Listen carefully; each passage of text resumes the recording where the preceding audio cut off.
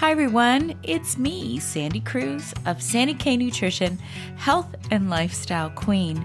For years now, I've been bringing to you conversations about wellness from experts from all over the world. Whether it be suggestions in how you can age better, biohacking, alternative wellness, these are conversations to help you live your best life. I want to live a long, healthy, and vibrant life. Never mind all those stigmas that as we reach midlife and beyond, we're just going to shrivel up and die with some horrible disease. Always remember, balanced living works. I really look forward to this season. Hi everyone, welcome to Sandy K Nutrition, Health and Lifestyle Queen. Today with me, I have a special guest. Her name is Kristine Carlson, and she is a New York Times best-selling author, and most of you would have heard of the many books that she released initially with her late husband, Dr. Richard Carlson, and the book series, Don't Sweat the Small Stuff. In this conversation, you're going to hear all about her story, and we talk about getting through to your life's purpose through tragedy. And many of you will really relate to this story in that you just kind of had to figure things out when you're going through a really hard time. I love this conversation.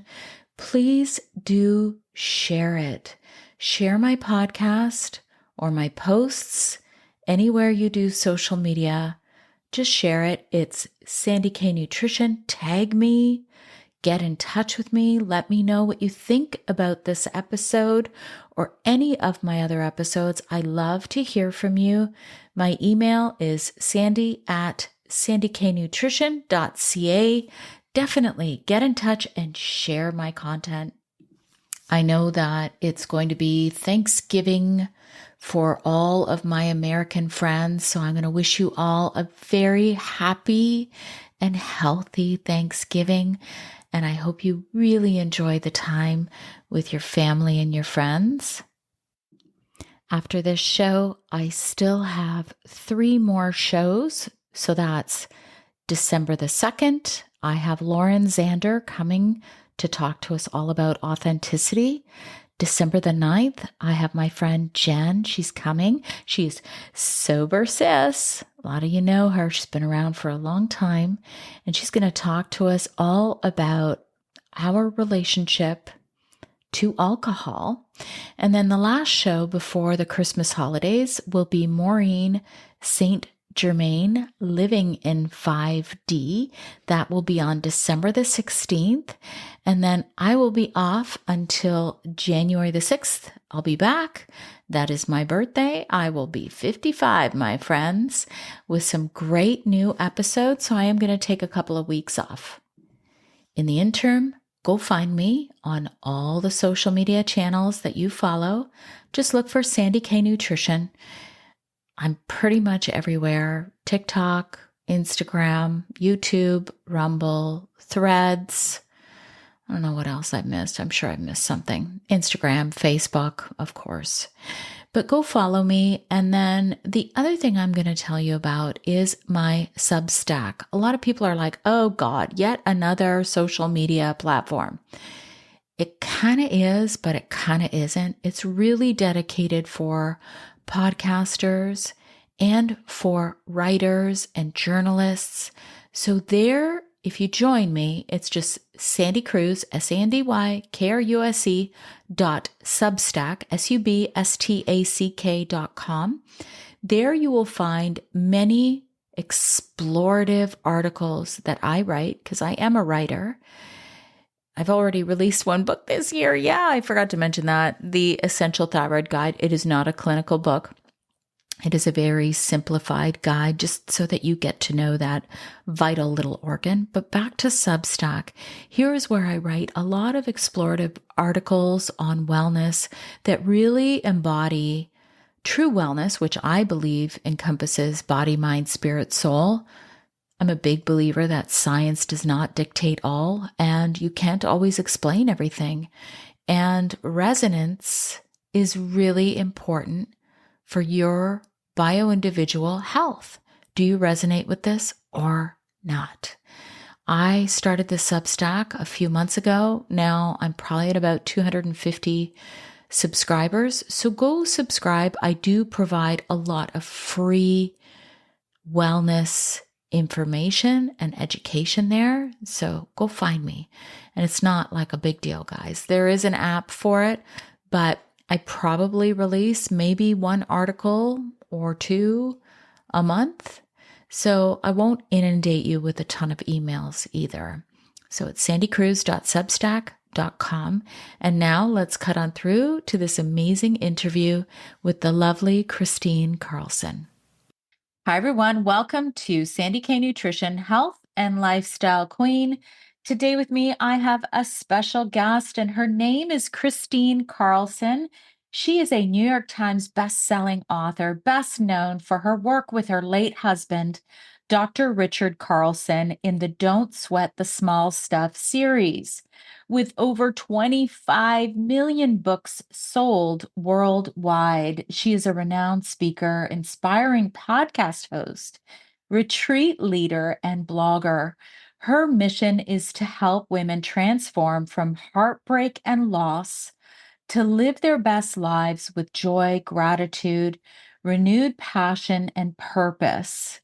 With her resilient spirit, powerful presence, and heart-centered teaching, she guides women through the challenges and transitions of midlife and awakens them to their truth and the expression of their higher selves.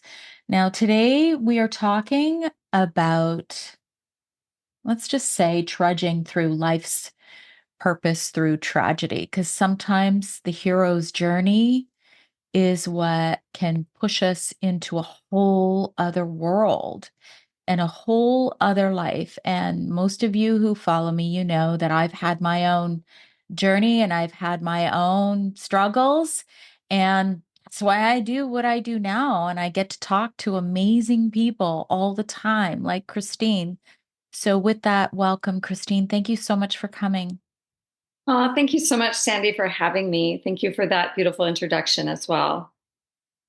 Now, listen, Mhm. I don't know how many of your books here. I mean, I'm a 1970 baby. So I was born in 1970. And I think Don't Sweat the Small Stuff, the first one came out, would it be like 1990, something like that? 1997. 97. So this was, to me, the series was like a stepping stone to books to really help with the whole being happy and okay with life's troubles. And you've obviously had your own. And I think that's where we need to begin. We need to begin with your story. All right. Well, you've started a bit of my story. It really started with my meeting and my love story with my late husband, Dr. Richard Carlson, who wrote the first "Don't Sweat the Small Stuff" book. We met in college, and we met at Pepperdine University. And it was really love at first meeting. And we, got married as soon as I graduated from college. We started our journey. Richard was in body work while he got his master's and PhD in psychology, and I had a graphic design business. And we started our journey. Then we had our two daughters. I like to say we co-authored our two daughters during that journey, Jazz and Kenna. And we created this really incredible life together. It wasn't an overnight success story. Richard had written 10 books by the time he wrote Don't Sweat the Small Stuff. So he'd been on the author path for a long time. 10 years is a long time to wait for your blockbuster big seller. Yeah, no but kidding. it was a bigger seller than we could have ever anticipated, and it went to become a worldwide phenomenon and published in every language imaginable and every country imaginable. So then at the 10-year anniversary, Richard, literally at the 10-year anniversary of Don't Sweat the Small Stuff, was writing different books. And he was about to get to New York to go on a book tour for his the last book that he wrote. And on the descent of that flight, Richard died very suddenly from a pulmonary embolism. And I was 43. Our kids were 14 and 17, and he was 45 years old. And it was very, just really incredibly shocking. Like, just talk about the hero's journey. The hero's journey, it really starts with a shattering of life as you knew it and trajectory, and puts you on a whole new trajectory of life. And for many of your listeners today, I'm sure that they've had their shattering moments that come where it's completely unannounced, unexpected, and it pretty much pulls the rug out from underneath your feet. And yet you start a journey the moment that that happens. For me, it was a journey of how can I prepare my kids for grief from going from having this almost clearly perfect life to having it completely different,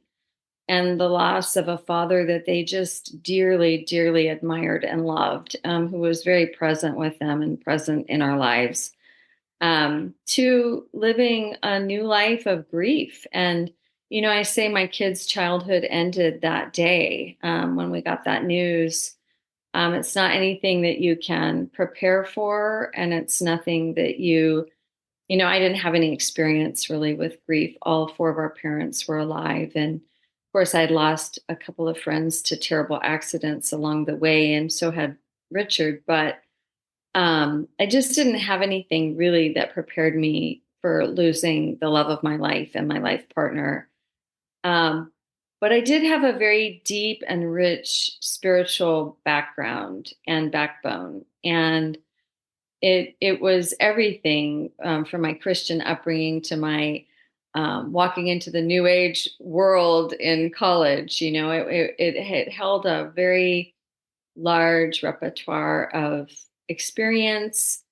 Um, we had been on a path together in college that was very unique in the sense that we were on a spiritual trek together where we were evaluating everything possible. I like to say that Richard and I, by the time we were 25, 26 years old, were probably two of the most healed 26-year-olds, because we really dove in to every kind of therapy and every kind of imaginable device, whether it be holotropic breath work, or it was flotation tanks, or this thing that Richard did his master's thesis on, the Gram potentializer, that would spin you around and activate, all sides of your brain. We did all of that in our younger years prior to having a family.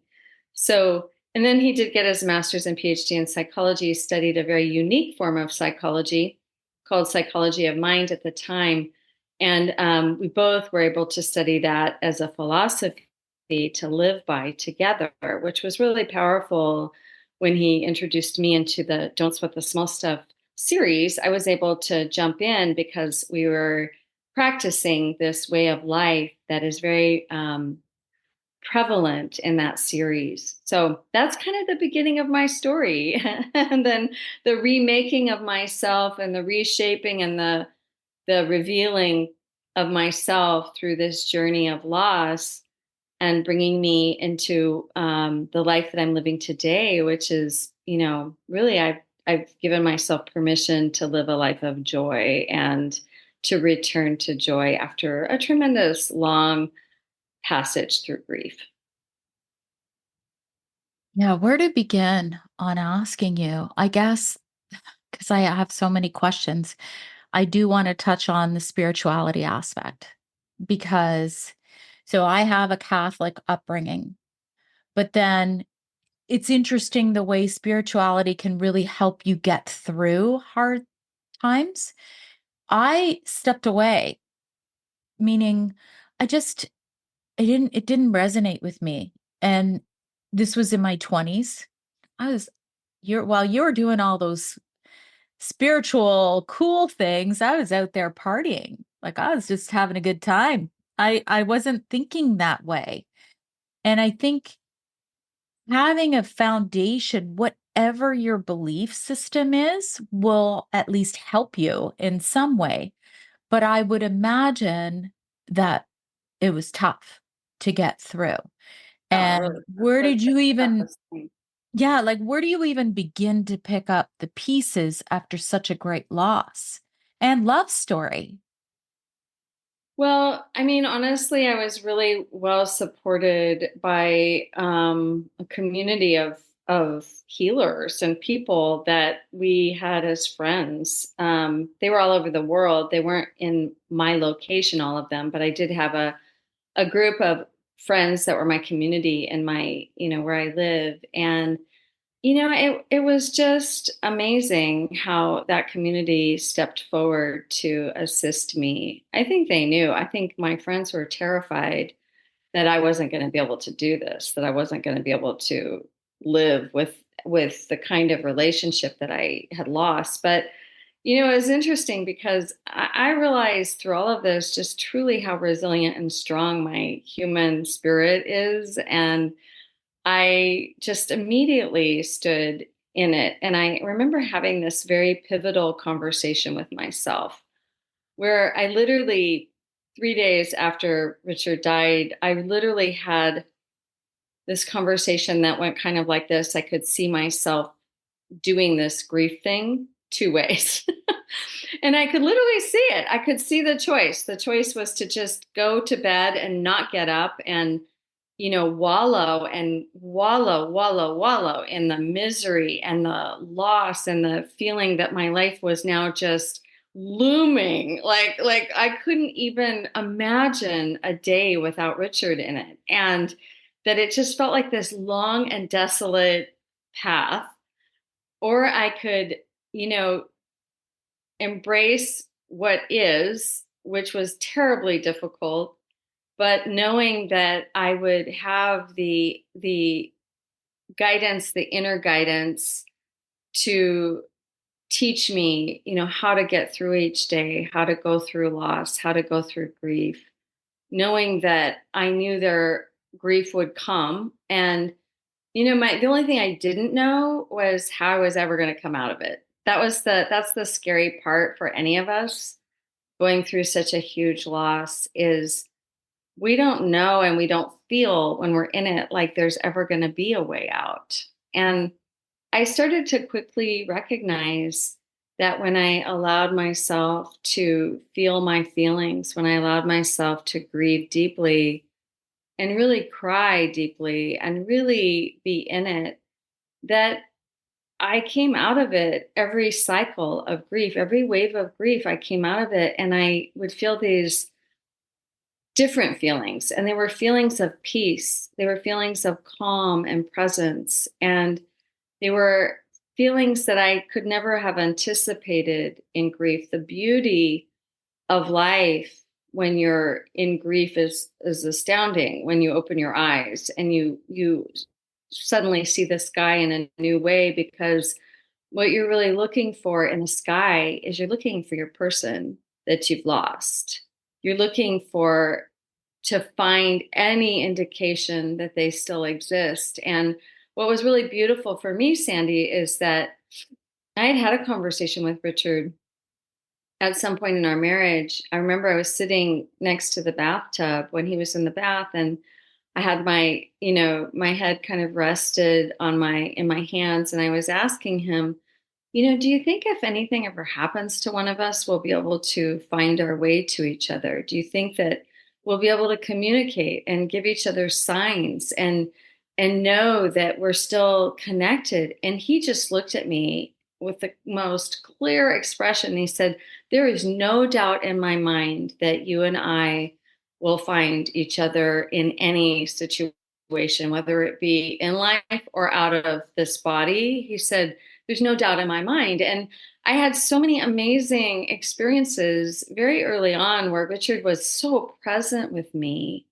and I could feel him, and I could almost even see where he was. And that was both my ability to open and to be present with him in his new spirit place, and also the strength of his spirit desiring this, to know that I was going to be okay. So I had this just incredible like connection with him for the first 2 years where I could just really access him and feel one with him. And then after a couple of years, I noticed that there was this natural evolution where he had to be on his journey and I had to be on mine. And I had gotten to a point where I started to realize that it was time for that. And I had this really incredible experience. I'd love to share this story with you, that happened just 2 years after he died. It was right at the time when I found out my daughter Jazz was pregnant with her first baby. And we were coming home from Eugene, Oregon, where my parents had had their 50th wedding anniversary. And we were flying in a small commuter plane home. It was just a really quick flight to San Francisco, like an hour flight. So it was a very small commuter plane. And we went up to the ticket agent, and it was around Christmas time. And he was this really lovely Polynesian man. And he said, you're not seated together on this flight. Would you like to be seated together? And I remember looking at the girls, and I just said, "Oh, no, it's okay. We're fine. We're fine. It's a short flight." And then he said, "Well, I'd like to put you guys I'd like to rearrange your seats because I want you to sit together on the flight because it's the holidays." So I was like, "Oh, okay, whatever." So he did that. He rearranged our seats on this flight. And that's kind of a really important piece. And you'll understand in a moment that when I sat down in my seat, the window seat was open and the girls sat across the aisle together in the seats next to me. And the man who walked up to sit next to me, he stood in front of me. And for a moment, I had this weird feeling, like these chills that ran over me. And then my girls, who are, they were like 16 and 19 years old. They giggled, which was so weird, like the whole thing was just so weird. They giggled when he stood in front of me. And so I let him in. And then I proceeded to have this very strong feeling like I'm supposed to talk to this man. Like I have to have a conversation with this man. Well, he pulls his laptop out and he's clearly busy. So I'm in my mind, I'm like, oh God, I really have to talk to him. I can't bug him. I can't be that person. So I didn't bother him. And then on the descent of the flight, he put his laptop away. And I asked him, I just opened a conversation. I said, "Is this a work day for you?" And he said, "Oh yeah, I'm so sorry. I have a meeting this afternoon I was preparing for. What about you? I noticed you have your computer with you." And I'm like, "No, it's not really a work day, but I'm a writer, so I always have my computer with me in case, I've got something that, I feel like I need to jot down." And he's like, "Oh, have you been published?" And I said, "Well, I have, but you might be more familiar with my late husband's work, Dr. Richard Carlson. He wrote Don't Sweat the Small Stuff." And the guy just like, I mean, he literally just like got really uneasy looking. And I said, "What?" I go, "Did you know him?" And he goes, "No, I didn't know him." And I'm like, "What?" He said, "Well, did he die on a flight to JFK a little over 2 years ago?" And at around this time, and I said, "Yeah, how did you know? How did you know it was JFK?" He said, he just was shaking his head. He said, "I was seated directly behind him on that Oh my flight. God. I was the first to assist in lifting his body. I helped the crew lift his body out of his seat." And he goes, I just burst into tears. And I said, "Oh my God, what are the chances of this happening, that we're having this conversation?" He looked at me and he said, "There's no chances that we would ever have this conversation." And I said, wow. And he said, I always wanted to tell you, once I looked you up and because I wanted to tell you your husband died very peacefully. He looked very at peace. And he had no idea of knowing that I had never talked to anyone at that point who was on that flight. And it was my deepest desire, because I couldn't be with him, to know that he was held on some level, that he was honored in that capacity of dying on that plane. And so it just made me feel so in grace. I knew that was Richard. I knew that was divine. I knew that was grace that had delivered this conversation to me. And it was that beautiful Polynesian man who rearranged our seats. He was in grace. He was the reason it happened, that we were able to have that conversation. And it helped heal me so much. It really helped me to know that all was well, even though I had that sense. I did a really I that really helped me. Wow, that just like I got chills as you were telling that story. Did you feel like that kind of helped you? When did you start writing? Like in terms of, because I don't know how many books Richard had published before you, because you were writing with him even while he was still alive, right? Yeah, I wrote Don't Sweat the Small Stuff in Love with him. And then I wrote my first solo book when he was alive, Don't I Sweat the have Small it. Stuff for I Women. have that Yeah. one. Oh, you Yeah, have that one I too. have that Yeah. one Yeah. too. So I wrote Don't Sweat the Small Stuff for Women when he was still alive too. But I hadn't really owned my career as a writer. I was more or less like, okay, I did that. It was a New York Times bestseller or whatever. I'm off. I went back to my life of being a mom and being the crystal in his clock so that he could continue to do his work and his writing. And then after he died, I immediately had to fill my early morning hours that he and I would have coffee with something, because it was just so painful. It was just so incredibly painful. And then I started to journal about what I was going through and my feelings about what I was going through. And then it was just so odd, because then I felt Richard coming through my fingers like on the keyboard, and I could type faster than I'd ever typed. And I was just like, oh, this is so wow. And I had this just communication that was just always happening with him, and it was telepathic, but I had this communication that was happening. So it really drove me to really document that first year of passage, which became Heartbroken Open, a memoir through loss, memoir through profound loss. Um, to Choosing a Life of Joy, and or whatever. I'm not sure what the subtitle is. I actually changed it the second round of printing, but it's a memoir through profound loss. And that book became a Lifetime movie 2 years ago. So, it's just been a really incredible part of my journey. And of course, I started to really own my life as a writer at that point, and really began to publish more and write more books, and have now written 7 books. I have an 8th book coming out this December, which I didn't have to do a lot for. I had to edit it and do some write an introduction, but it's called Don't Sweat the Small Stuff Every Day.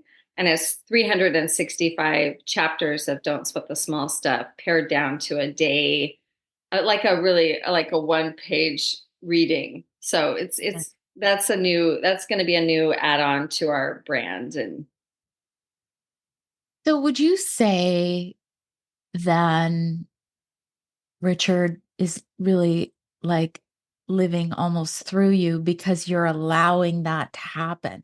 You know how you're talking about grief, and I do believe that midlife, I've always had this belief. Midlife, you see so many things that can happen. There can be tragedy, there can be illness, death, divorce. So many different things happen to us Things at happen to your around. kids, like, it's not just about you, it's about your parents, your kids, Yeah, your friends. It's really, yeah, so much happens in midlife. It's like you're never prepared for it, but it sure does. it does. And I feel almost like, one of the things, because I could totally relate to you on the writing aspect when things are just flowing and you're really in your purpose. You feel like you're in your purpose, you're in your vibe. And, I always tell even people who are not writers, I'm like, just journal. Nobody's reading it. You don't have to present this to the world. Like it just somehow it provides you with almost like a destination on, where you want to go, even for the day, if you want to think short term.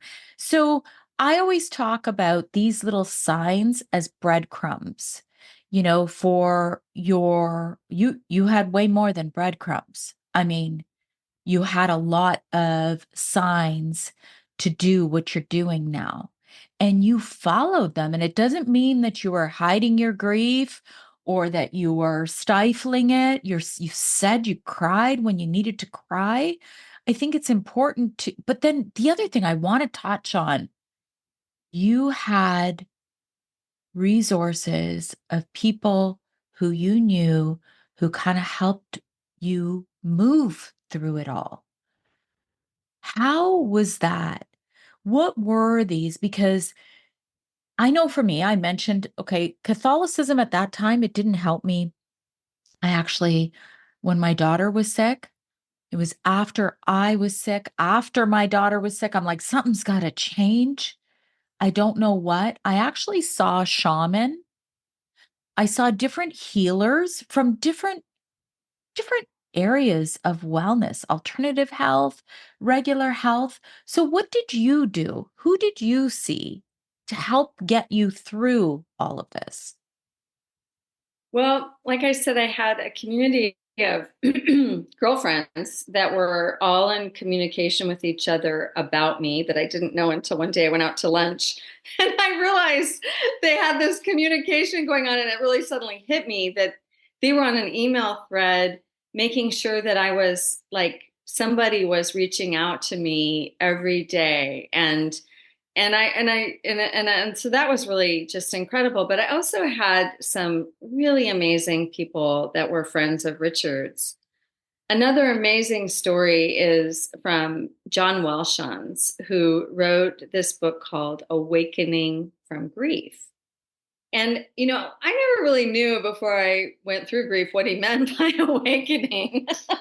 Yeah. But then after I went through grief, I was like, oh, now I know what he means by awakening, like it's like a beautiful spiritual awakening through grief. And so this is another great story. John and Richard were great friends. And when Richard died, he was on his way to New York. Well, he was going to be doing a bunch of publicity for his latest book. And he called John and said, hey, I'm going to be in New York. Let's get together. John lived in New York. And so let's get together. So they made a date to get together.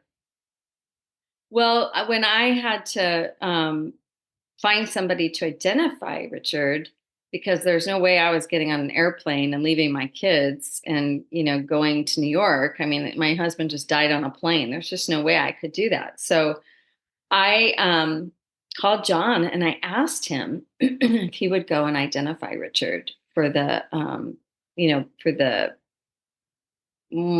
what is it, the autopsy, for to go through the autopsy process and all of that.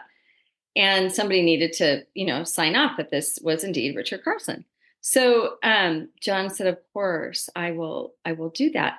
Well, when John made his appointment with the woman who was, doing the autopsy at the morgue, when he made his appointment, he looked in his, she goes, come on Friday at 11 o'clock.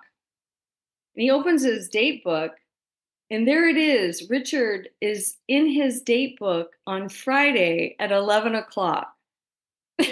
and he was just like, oh my God, that is crazy that Richard's not even going to miss his appointment with me, like.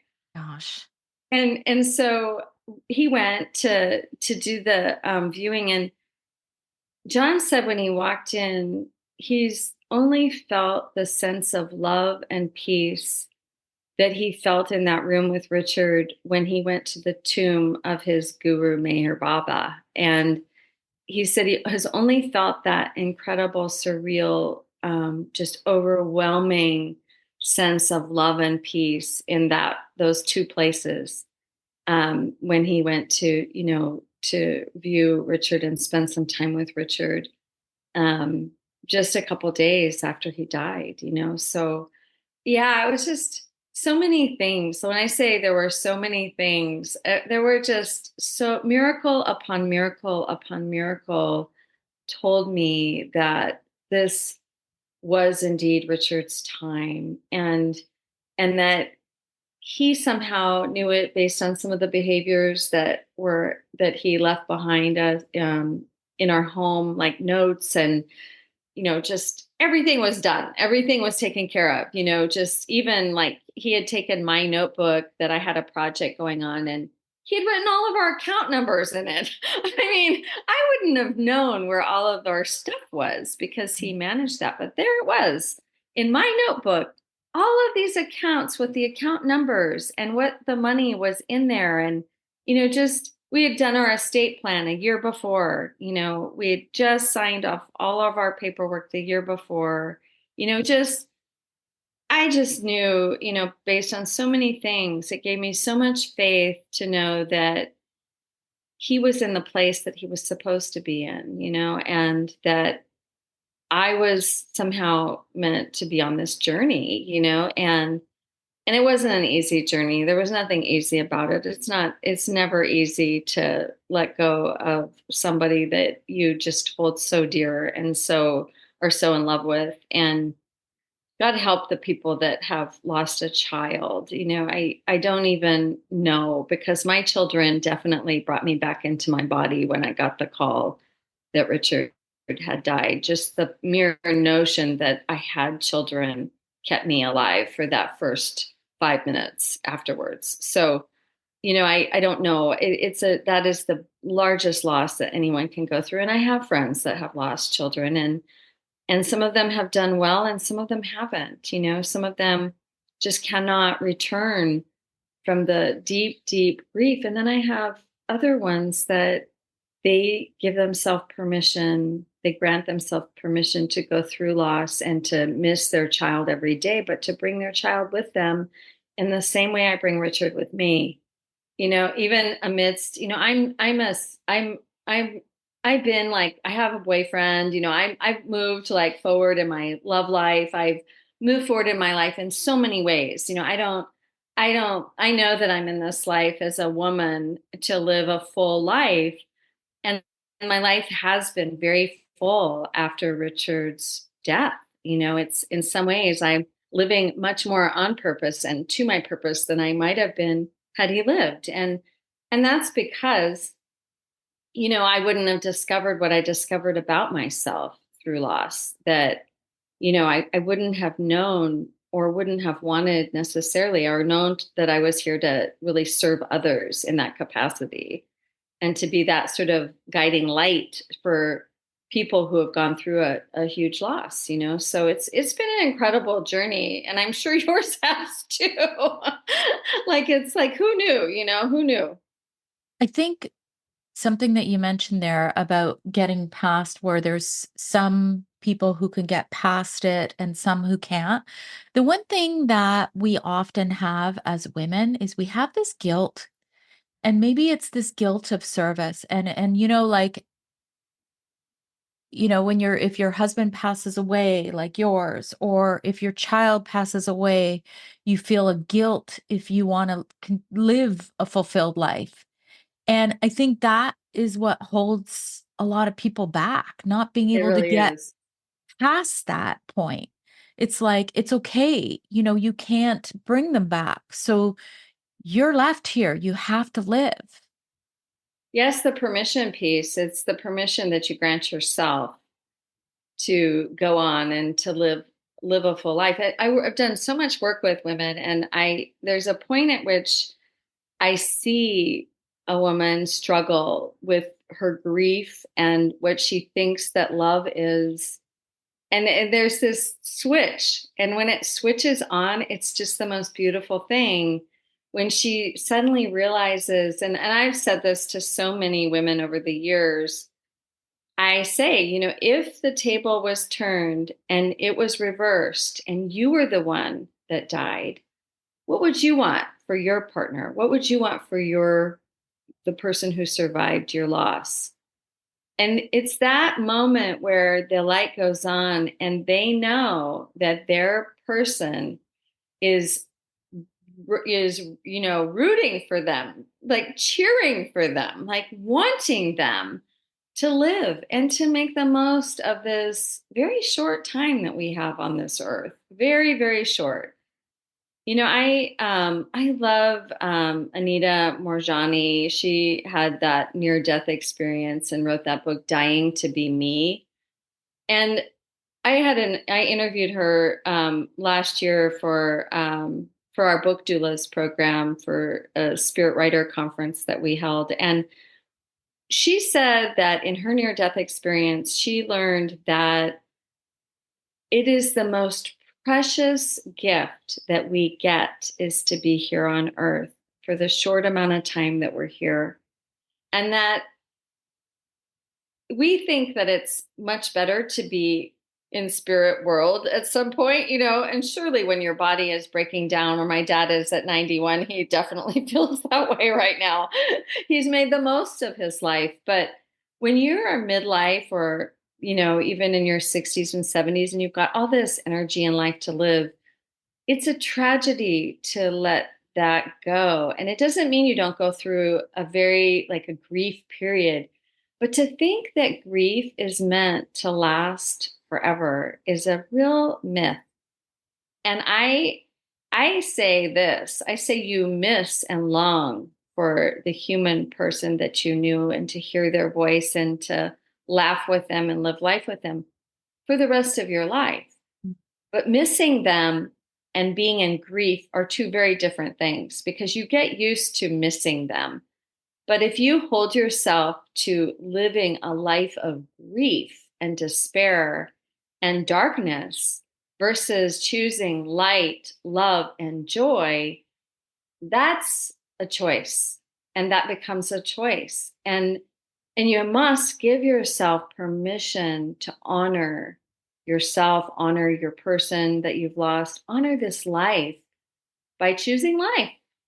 And it's hard, and it's a hard process, and there is tremendous guilt. Everyone faces, what they call survivor's guilt. It's very much a part of the process. But I think the permission piece is really huge. It's interesting because you went through it very young, which is the tragedy piece. And you had two young daughters that you had to raise yourself.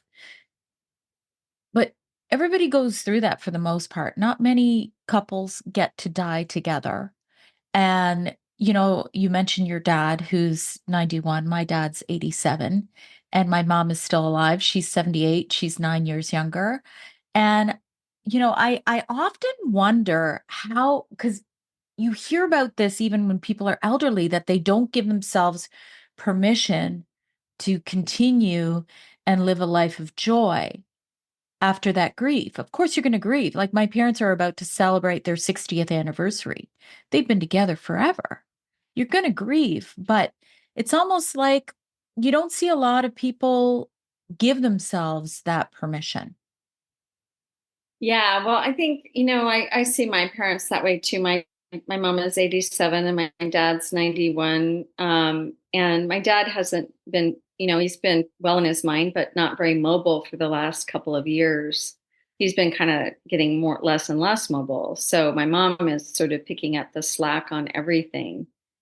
And she gets tired. I mean, she's had her health concerns over the years, but she's come out of them and she's strong. But she gets tired. And yet I feel this I feel like my mom still has a lot of life left to live. Like I feel like she's going to be around, and and I don't feel like my dad does. I feel like my dad is definitely winding down, and that day is coming, fairly soon for him, and according to his prayer. He's really funny. He talks a lot about, how he's ready. And I think, he wants to prepare me. He wants me to know that every time I see him, it could be the last time. And, and I definitely feel that, I feel that I get a little anxious, in the pit of my stomach, even what I know to be true now, that death is not permanent. Death is only a transition, a Yeah. change of one form to another form. And yet I still feel sad. I've been so blessed, like you have, with having parents our whole lives. And and I try to get back there. I try to spend as much time with them as I can. And yeah, it's a tough, it's a tough thing to see the elderly and their life. It's You hit a soft spot with me. I need a tissue because you're making me think of my dad. So Yeah, and I it's feel tough. you, Like Kristine. you watch your mom, too, like, and you think, well, how is she going to do this? Well, my mom has really good friends. I hope your mom does too. My mom is in a community. Such. Yeah. And I can see these older women, like there's two that I'm thinking of in her PEO sisterhood that they're like, last time I was there, they're like, Pat, there's these new places that have come in our area. They live in this little retirement community. And I'm like, and my mom's actually getting kind of, she's getting excited about it. Now my dad isn't. He wants to stay in his house, and she's like, oh, he's gonna leave all the cleaning out to me, if it, and she's like, tells him all the time, well, I could go first, Ted, and he doesn't think so. So, but yeah, it's just it's a tough thing. And to be that connected to somebody for that long, you can see how, people like that are that connected die, very quickly after each other, like, because they just can't, the grief is so tough on the body. It really is. It's so tough. And I often thought about that. Like, this is so painful, like in the body. I mean, it's like, I don't know how people like go through this that don't have the tools, it's like so painful. So I can see how older people, they just say, I'm done, or their heart breaks, they literally die. Like, did you hear that story about Debbie Reynolds? She was older, like she was in her, I don't know, I want to say early 80s, and her daughter died before her, and she died like 2 days later. And she was perfectly fine, but she had a broken heart, and she died of a broken heart. And, I think that's altogether possible when somebody's had a full life and they feel done, you know? Wow. There's just so much so many different places I could go with that because I believe that, we do hold a lot of the pain when things happen, when tragedies happen, traumas. And if we, like you said, if we don't have the tools to, I don't think we ever really heal entirely. It's like what you said, like, it's not like you forget and you never think about it again. I always look at it like scars. So I have a scar. I don't, you could still see it. It's still there, but I'm over it now. I'm over the surgery. I'm over the trauma, but it's always there. You'll never really forget it.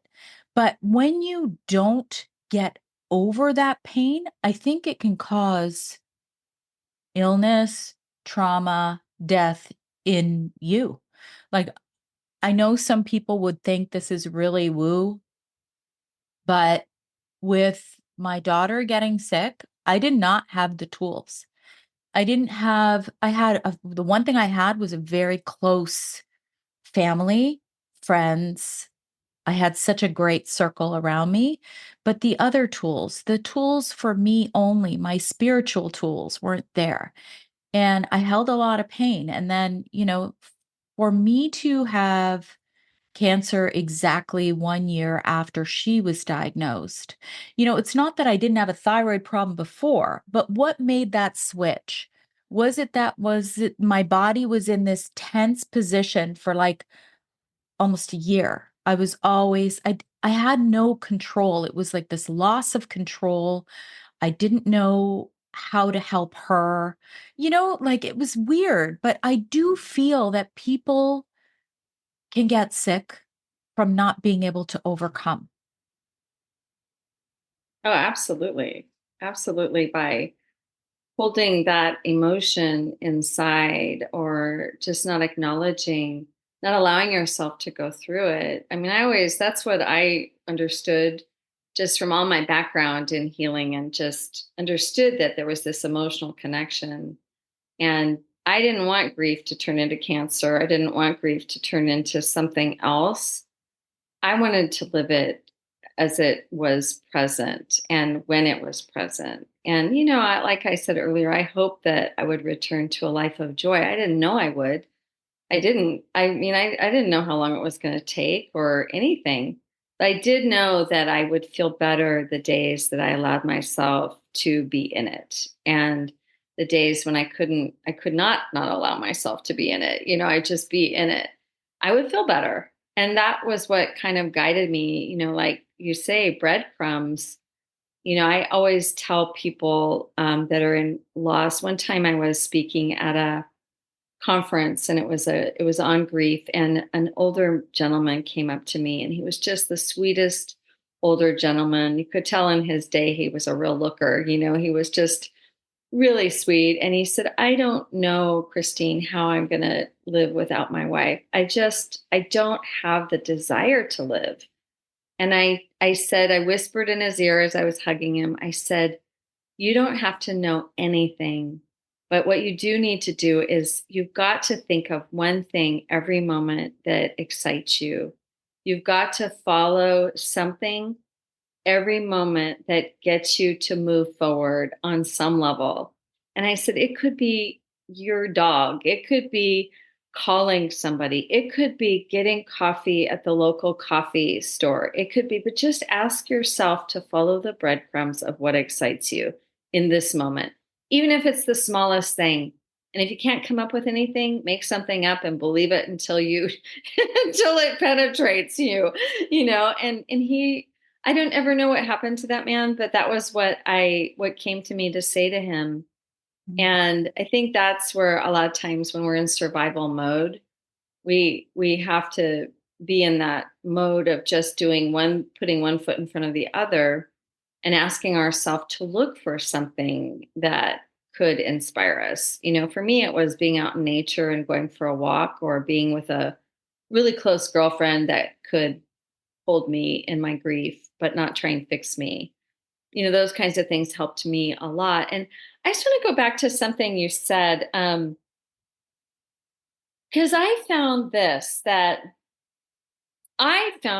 when my heart was broken, the reason I called my book Heartbroken Open was because I found that heartbreak and loss, it opened my heart and it cracked me wide open in a way that I never knew that I wasn't open, because it was so big. It was so much bigger than anything I'd ever had happen to me.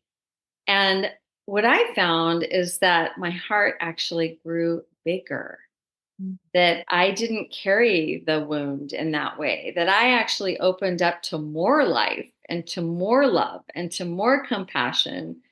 And maybe it was because I was more shut down than I ever thought. It was like I didn't realize that I was kind of going through my life a little numb.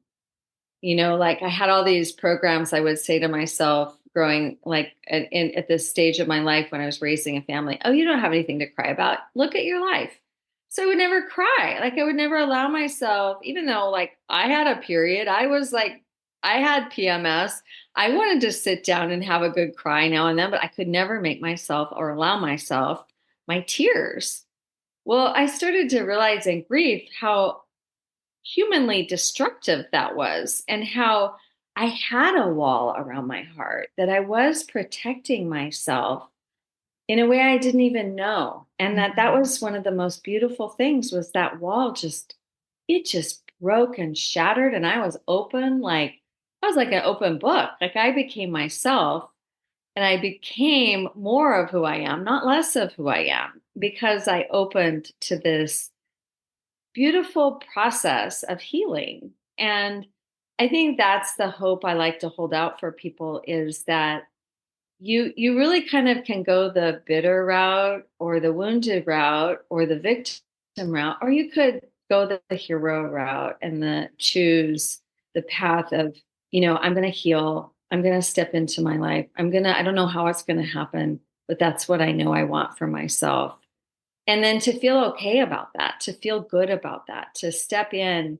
And that is what being the hero is. That's all it is just not becoming that human sacrifice to what's happened to you, but choosing the path of healing. When you choose the path to heal, you choose the path to open to what's happened, and start to ask yourself, perhaps this actually happened for me on some level. Not that you wanted it. None of Yeah. us want bad things to happen to us, but when they do, we don't really have a choice after the fact that they happen, but we do have a choice in how we move forward. And I like to hold out the hope that we don't have to live a wounded life. We can live a life where we're living outside of those wounds. Of course, we carry the empathy and the compassion, and we carry the wisdom that those things bring to us, the incredible depth of life that you can't almost learn any other way. Like you can't read that in a book and get it the same way that when you live through it. Just like I don't know what you lived through. I haven't had cancer. I don't know what that's like to be that person. I can only imagine, but I don't know. But you, Sandy, look at what you've done with your life, like how you help people, and the trajectory, the hero's journey that you've walked is incredible. That you've helped people discover their health probably in ways they never imagined. So, I think this is the beauty of when you do walk the hero's path. And I did write a book called From Heartbreak to Wholeness: The Hero's Journey to Joy. Love so it. I totally have equated that whole hero's journey. And I used my friend Lisa, who's one of my best friends, as the other through line story in that book, because while I was writing that book, she was given the news that she had breast cancer.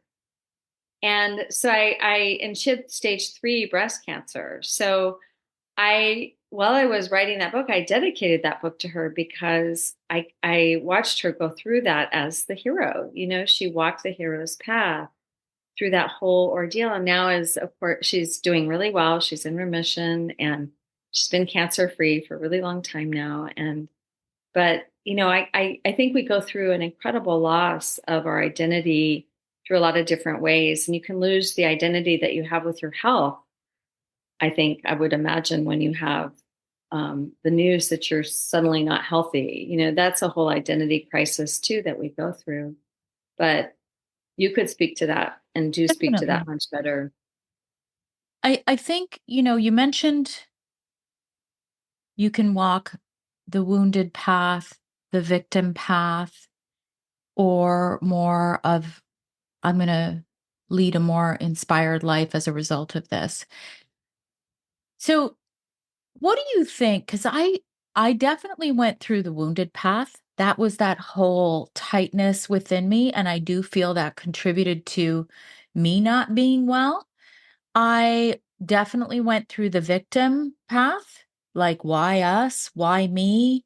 We went through genetic testing, like it was, and sometimes I feel like too much of the medical stuff can actually instill even more fear, and a lot of that just brought more fear to me.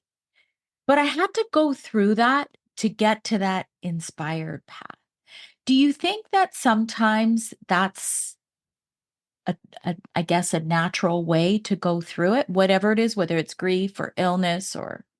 I do. I think that we go in and out of both of these all the time. Like, I think that there's days where you feel really inspired when you're going through anything really, like your dark night of the soul. I think you feel, and then there's days where you sit down and go, I can't do this. I feel sorry for myself. But I think if you really are deep down wanting to heal, that's part of it, is acknowledging where you are, being in it, but knowing that you are healing. I think for if you can return to that place of inspiration, then you are walking the path. You are walking the path. I think it's for the people who don't ever have that, who don't Yes. have that in their sight. That's the person I'm speaking about, or to, or giving hope to, that I want them to know that it is a choice at some level, and it is. And I know that's hard for some people to hear because they feel very victimized, but Mm. you know, I think if you know that it is a choice at some time, then you'll be more prepared to make that choice for yourself. And maybe you have to sit in that place longer in order to make that choice for yourself. But I always tell people that, in the research on happiness and everything now shows that you can choose joy amidst horrible things, and it is a choice. That's what the research on the brain shows. It is a choice. So it's up to you, and people are different. People need different things. But I definitely saw that in my own life, that it is a choice. And I've seen women when they make that choice after a time over and over again. And I've also seen the resistance to it. I've seen people want to hold on to being a victim. And I'd have to ask them, how has this been your life? How has this been who you are in your life? And how has this served you? Because it's my feeling, my understanding that being a victim doesn't serve us very well. It's not an empowered place to live. And, my path is to show people what they can do to empower themselves, to go through healing, to grieve healthily, and come out the other side and live a life of joy. And that's my hope for every single human that goes through anything, is that they choose to live a life of joy at some point. Yeah, I think I've read that same research that It's happiness from is, Sean Aker in the yeah, Happiness Advantage.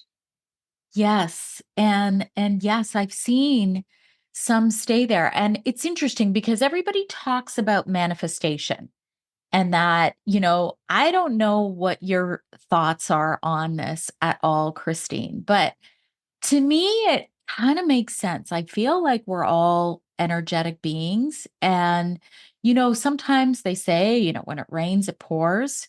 And I can definitely say for me, it was a snowball effect. First, my daughter's sick. Then I got sick. Then, actually, my husband was sick the year after. And it was all 1 year after he coded in the hospital. I don't talk about that part that much, but it wasn't a great time. That's a And lot for you. it was all like it was 3 years in a row. And so I call that the snowball effect, and during that time, I was definitely what people it's a term now. I was vibrating very low. I was vibrating in this space of I was staying there. You know how you mentioned some people stay there You're and probably then surviving. I mean, you're in this survival mode when you're in that place, right? Like, you're just surviving what's going on. I mean, that's normal. yeah, I guess, but I don't know. I don't know what to think about this, but I often wonder maybe, you know, I didn't have, like we were talking about earlier, the tools to try and bring some of that inspired life back. I was sitting in that low state without those tools to help me get out. Sure, I had my friends, my family, always very good, but personally, things that I could do for my own state of mind. So, if somebody's kind of living in that, that space where they're stuck, what advice would you give them to first begin? I know you mentioned find that one little thing, even if it's that cup of coffee. that you might really enjoy and go for that cup of coffee.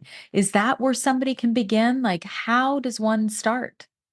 I mean, honestly, the best place to start is to really, as hard as it might be for somebody going through something very, very difficult, and this might sound very Pollyanna and very simplistic, but honestly, the best place to start is there's two things I would say. I would start by bringing your attention very much to the present moment. And what I mean by that is that when somebody's going through loss or a difficult time, they may notice if they become more conscious of their thinking that they're thinking about their past or what they're not going to be experiencing in their future. And so, what I always say is like, bring your attention back to the present moment, because in the present moment, you're actually, if you notice, you're okay in the present moment a lot of the time. Like, if you have a stomach ache, you have a stomach ache and you notice that. But if it's a sunny day and you're looking outside and you're present, you're going to notice the sunny day. You're going to notice the birds. You're going to notice whatever is at play in your space. And so that's one thing. The second thing I would say is definitely think of really the smallest thing to be grateful for and focus on that. I mean, it's amazing. Like if you're in a really low mood and then suddenly you remember to drop into gratitude, a practice of gratitude, even if it's the smallest thing, like, wow, I'm grateful that I'm wearing the color pink today. I'm grateful that I can breathe this fresh air. I'm grateful. I think for people to really like allow themselves to feel their gratitude. For one thing, the research shows through heart math that when you're focused on anything that you're grateful for, the heart actually starts to experience joy. And so it's a very small way that you can kind of elevate your mood by your heart, feeling a sense of peace, a sense of joy at the smallest thing. And I know it's hard. I'm not saying this is easy. Nobody like, you're not, when you're in a bad place, it's very hard to remember to do these things or even to think that it's going to help. But again, it really does help. And it's where I go whenever I'm having a low day. I simply close my eyes, place my hand on my heart. I take a few deep breaths in and out, and I just ask myself to think of one small thing I feel grateful for right now. And I'll open my eyes and I'm like, oh, I feel better. It's kind of simple, but it works. And, those are the places, it's always the small things that we do. It's the reaching out to a friend. It's the doing something nice for yourself. It's eating a piece of chocolate sometimes. It's like Mhm. doing the things that just come to you that make you feel a little bit better. If you can make yourself feel a little bit better and build on that, then you start to get perspective and you start to, from perspective, you start to invite wisdom. And, when we can invite wisdom, that's grace. That's grace coming through us. And we all have access to that. We do. And it doesn't mean that we have access to it all the time or every single day. But if you can get back to that place of being connected to the present moment, being connected to yourself, showing yourself a lot of gentleness, a lot of compassion, a lot of, what you need, which is just, being able to be held probably in this space, then you're gonna be okay. Mhm. And there are days we all have that we just have to get through. But hopefully if you get through one day like that, then the next day you recognize that it's a lot better. And I also think it's the recognition that you have good days and bad days. It's like, and I know that people who struggle with true depression and disorders, this isn't necessarily applied to them. There are definitely people in this world that have biochemical issues. And I'm really not speaking to that person. I can't, but because I'm not a doctor, but I do know that there are people that this would not probably work for.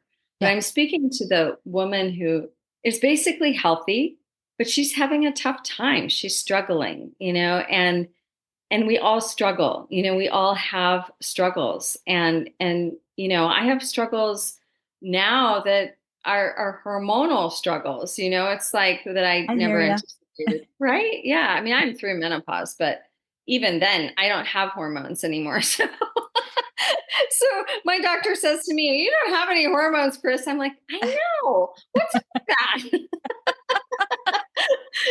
So there's real struggles that we have, and I think that's the human journey too.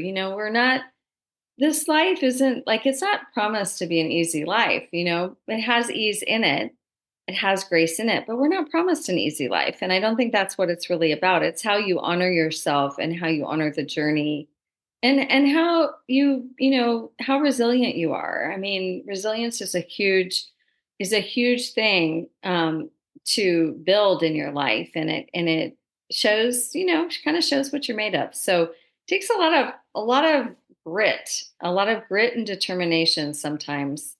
But you know what? We're women. We have it. We push those babies out. If you've ever pushed a baby out, you know Yes. you've got grit. Yes. Yes. Been there, done that twice. So, Right. And even if you um, haven't, there's other ways that you're a strong woman. You have it within you. And I think remembering that and knowing that, we get through the unthinkable and the unimaginable, and the permission that you give yourself to live on is really the important piece. It's honoring this life and honoring the life that you have and making the most of it. I think what you said about presence, I think it's underrated, and maybe the term, just the word presence is overused, and It people are is like, no, now. It whatever, wasn't be it present. wasn't 30 years ago. No, it wasn't. You're right. Back when I needed somebody to tell me to be more present, I didn't really, nobody told me that. But, the other day, it was actually not the other, it was about a week and a half ago. I just sat in my car and watched the sunset by myself. I parked on a country road. I turned my notifications off on my phone and I just watched the sun go down How and nothing beautiful. else. And, I would have never thought to do that before. And I also feel that our animals, if you love animals, it really helps us because we lost our one of our dogs 2 years ago, and she was the dog that we actually got her in between my daughter's 2 surgeries Oh, so wow. that we Little could bring healer. we wanted to bring more joy into our lives during a time that was not very joyful. So we got this little puppy, and then we lost her on it was within the same year of my daughter's last appointment at Toronto's Hospital for Sick Children. So I always believe that our animals are somehow brought to us during a time and a phase in our life. And so, her job here on earth was done. And it was my other dog and the presence I had with her that helped me grieve. It helped me Mm. move through it. So my other dog, Gracie, I mean, she was my little savior, and I cried with her, and she missed her too. But there's nothing more valuable than just being present in nature, present with how you're feeling and letting your body feel it. That is presence. That Yeah. is presence at its core. It's just allowing yourself to be in it and to feel it. Yeah. So I'm going to ask you, do you still feel Richard's presence after all these years? I do. I do. He shows me in all sorts of ways that he's still present. And yeah, and I often I can hear him. I can hear his voice still. I can hear him laugh. And I believe that I'll carry him in that capacity for the rest of my life. I think it's the way I survived was to know that our love would carry on and carry forward. And and it's just helped me to just live every day and feel him present in it. I feel like every time I think of him, every time I speak of him, it's like I'm bringing him with me. And it's so interesting because my grandkids, I have 5 grandkids Oh, now wow. from Jazz, and just one daughter has 5 kids. And Caden is now 15, and he talks about his grandfather Richard as if he knows him. Oh, And so he said he had to give a speech. He's a really good athlete and a very, very good student. And he gave a speech and he said, I carry my grandfather Richard with me. He's such an inspiration for me every day. And he was known for being very loving and very kind and very present. And he said, I always feel him. I always feel like he's with me. And he's just a great inspiration to me. So I think about like how that's happened. And it's because, I talk about him, my daughter talks about him to our kids, to our grandkids. And it helps all of us to keep his presence alive in our hearts and in our present day life. And I just think it's so beautiful to see the grandkids feel him. I would agree. I think that's amazing. So then I would say then you're probably more on not believing in coincidences. You believe that these things happen for a reason. The signs, the symbolism, all of that happens for a reason. Well, it's interesting because I used to think that, and then I started to realize that I think that it's us that actually finds the reason. That you actually search for the meaning, and that because you're looking, because you're present, these things happen, and then you see them, and they have such tremendous meaning. If you ask, what does this mean? Like so yeah, I do think like there's a fine line between, does it happen for a reason, or do we find the reason why it happens? And so I've learned that I feel like for myself, I find the reason why things happen. And that's what helps me put my life in order. It helps me put things back in order. Um versus just, you know, oh yeah. Just a different kind of a little bit different twist, but that's kind of what I feel about that. Mm. Yeah, I think I see what you mean. Like, I personally, when I ask for signs when I need them, like, my aunt was a very big presence in my life growing up. And so I always ask for signs from my aunt. And often I'll find them because I'm present and I'm looking for them and I'm asking for them. And I think the ask is the operative word. That's the action word, right? Like you ask, and it's because you've asked that you're open to receiving, right? So there's definitely a direct link between asking and receiving, and surrender and receiving. So, and I think there's a direct link between surrender and asking. So like Yeah. when people pray, I feel like when you're praying, it's like standing on the seashore with a fishing rod, and you cast out the fishing rod and it lands in the sea somewhere, and that's where your prayer goes. You say a prayer, it goes out, and you don't know when the fish is going to land or when you're going to have something on the rod. It comes when it comes. But it's sort of like that act of surrender is to let it go, and then, be open to the answer when it comes. So I feel like I often ask for signs as well. And then it's the ask that actually opens the door. If you forget to ask, you can't expect spirit to just always give like it's really, really important to ask, I believe. Like, and then when you do ask, then you're on the lookout, right? Like you're on the lookout. Yeah. It just opens up that awareness. So, this has been such a great conversation. I would love for you to tell us. So, there's a movie, a documentary. Is it a documentary? It's not, it's a lifetime movie. It's actually my story. So called Don't Sweat the Small Stuff, of the Kristine Carlson story. Yes, because I did see that. Heather Locklear played me. It was a blast. I love her. That is so cool. Yeah, it was And really fun. yeah, and then you do retreats, you're still writing. Like, tell us all about what and you've got another book coming in December. So let us know everything that's happening. Well, my retreats are my special time with women. I only do women's retreats, and I have several of them on the calendar. I've got a retreat that I'm doing, a What Now retreat, which is my signature program, called What Now. It's really a program designed to help women through change and transition, of any kind. I have many people that come back every couple of years to my What Now retreats. They're always say, I'm in change and transition again.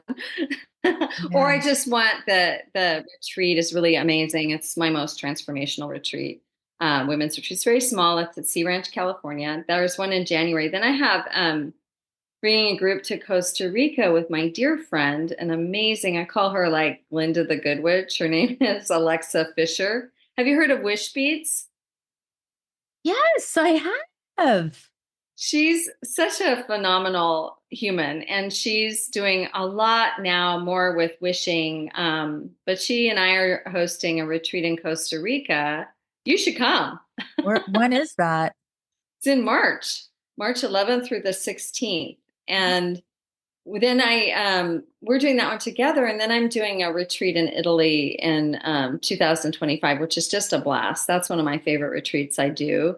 Um, it might be my last year for a while, but I don't know because I did it last year. So I skip a year. Generally, I do it every 2 years.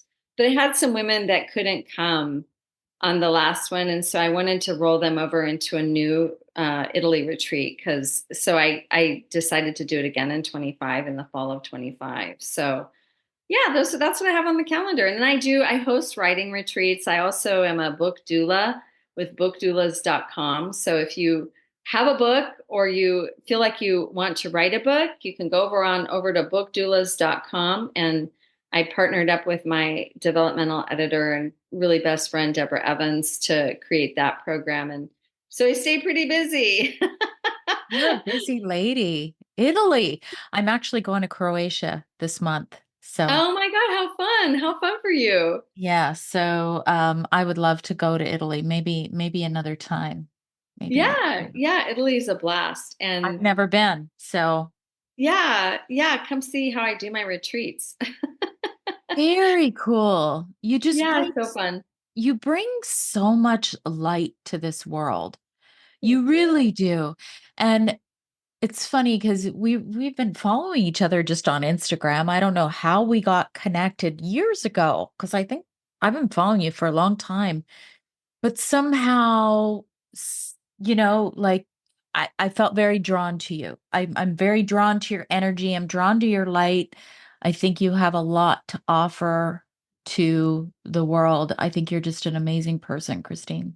Likewise, Sandy, thank you so much for this opportunity to have this really rich conversation today. And just thank you for what you do for the world to make the world a better place. I know that people must love your podcast. You're just beautiful, delightful, and authentic. And I love all of those qualities. Thank you. Same. And I will have all the links in the show notes. And once again, thank you, Kristine. Thank you. I hope you enjoyed this episode. Be sure to share it with someone you know might benefit. And always remember, when you rate, review, subscribe, you help to support my content and help me to keep going and bringing these conversations to you each and every week. Join me next week for a new topic, new guest, new exciting conversations to help you live your best life.